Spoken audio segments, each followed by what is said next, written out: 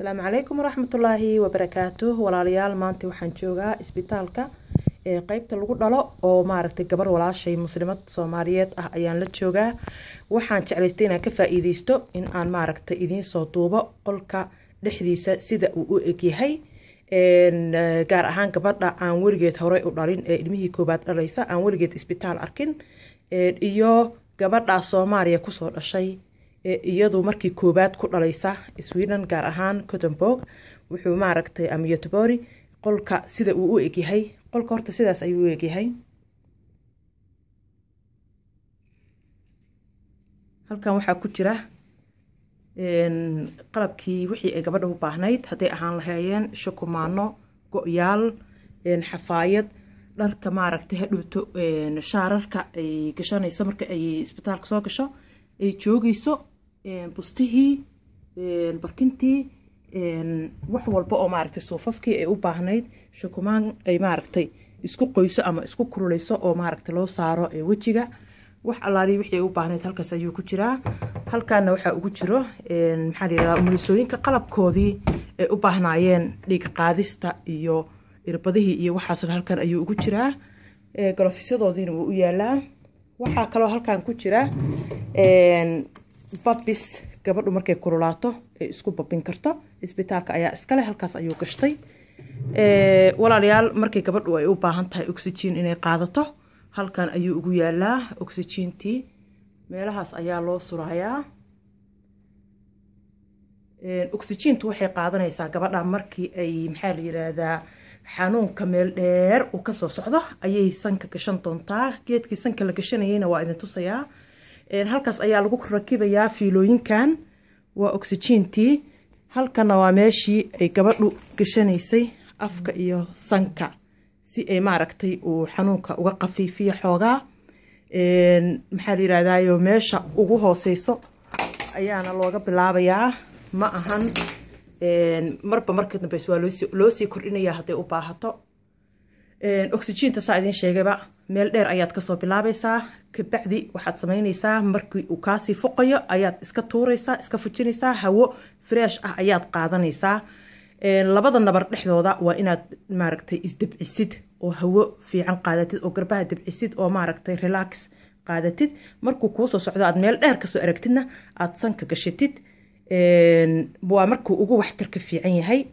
halkan waxaan yaala markii maaragtay gabadhu caawinaad u baahan tahay haweeneyda dhalaysa waa botonka ay taaban lahayd haddii markaas aysan la joogin shaqaalihii isbitaalka umulisadii iyo maaragtay dadkii kale haday maaragtay wax weydiinayso ama maaragtay ay arrin emergency ku dhacdo halkaas ayay soo taabanaysaa. nalka banaanka ayuu ka muuqanayaa way maaragtay usoo kala cararayaan. qalabkan waa qalabka maaragtay hadhowto markii ay gabadha ay maaragtay fool kululeysa ay rabaan inay ku duraan oo foosheedu uu maaragtay uu noqdo fool maaragtay quwad leh. geedahan ayay maaragtay ku sameeyaan macnaha waxay halkaas usoo surayaan faleebo kabacdina geedkan ayay u taabanayaan wayna ku yareynayaan wayna ku kordhinayaan. halkan waa computer yar oo gabadha maaragtay loogu talagalay xanuunkeeda iyo cunuga wadna garaaciisa inuu register gareeyo iyadoo geedkan in lagu xiro caloosha loogaga xiro. isbitaalka waxaan joogaa banaankiisa waa kaasaa. waa isbitaal weyn oo noocyo badan oo kala duwan leh. waxaa kamid ah qaybta lagu dhalay ee hadda aan qolka idinkaga soo sawiraayo. halkan computerka waa computerkii ay shaqaalaha wax ku qorqorayeen mar walba ay wax ku report gareynayeen. halkan waxaa idinkaga muuqda xool cunuga markii uu dhasho la saaro oo go-iisii iyo koofiyadiisii iyo xafaayadiisii iyo faasiliintiisii iyo wax walba ay ku jiraan. halkan ayaa la dhigaa waa lagu tirtiraa xafaayadiisa loogu geliyaa madaxa loogaga cabiraa way maaragtay way u jijimciyaan way ku fiiriyaan. waxa halkan ku jira maxaa la yiraahdaa musqusha waa musqushii ay isticmaalaysay gabadha foolanaysa iyo dadkii la joogayba. halkan way ku qubaysanaysaa foosha gudaheeda iyo kabacdiba siday rabto ayay u qubaysan kartaa. halkana waxaa lagu tuuraa qashinka iyo wixii miiskan aa arkaysiin waxaa lagu soo ridanayaa miiska ay soo diyaarsanayaan qalab alaaliya qalabkii ay u baahdaan inta ay maaragtay markay gabadhu dhalayso wixii ay u baahanayeen inay maaragtay isticmaalaan geedkan aa arkaysiin waxaa ku jira shukumaano kulul, shukumaanadaas oo markuu cunugu banaanka usoo baxaba maaragtay lagu qabto oo lagu tirtiro oo maaragtay lagu maaragtay kululeeyo maadaama calooshii hooyo oo kulayl badan uu ka soo baxay banaankan dhaqsaba lama qabsan karo. sidaa daraadeed waa in uu maaragtay cunuga helo wax kulul. marka qolku saas u eegyahay gabadha markii ay gambaleelka waxaysato geedahan ayaa maaragtay bidhaamaya oo biligbiliglaynaya. markay shaqaalaha soo galaan way taabanayaan, way diminayaan.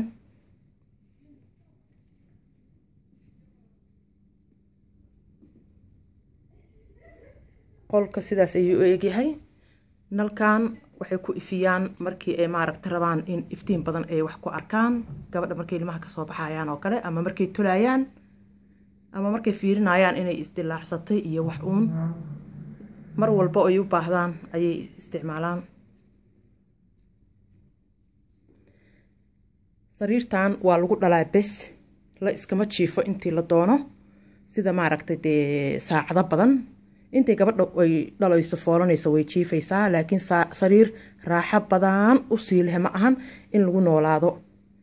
miiskaas waxaa loo saaraa cabitaankeeda. gabadha markay saa u timaado ee la arko inay joogayso ay maanta dhalayso, shaarkii caddaa ayaa loo gelinayaa. kabacdi cabitaanadeedii iyo wixii ay dalbataa halkaa loo soo saarayaa.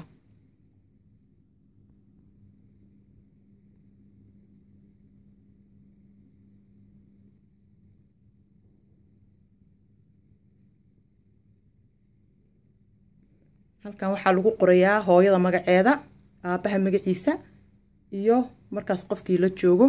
sida hadday duulo la joogto oo kale, duulada magaceedana waa lagu qorayaa.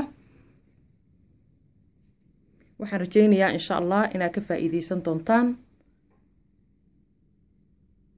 sariirtan halkan waa laga soo maaragtay laga dheereeyaa, koraa loo qaadaa, hoosaa loo waxeeyaa, madaxaa loo soo taagaa, madaxaa loo dabciyaa. sariirta qaybtan aad arkaysiin waa la furi karaa, waa qaybtii la furayay. halkan lugaha ayaa la saartaa, lugaha ayaa la saartaa. gabadha lugihii ayaa loo saarayaa labadii dhinacba.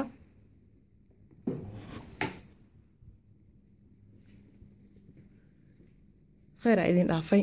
asalaamu calaykum waraxmatullah.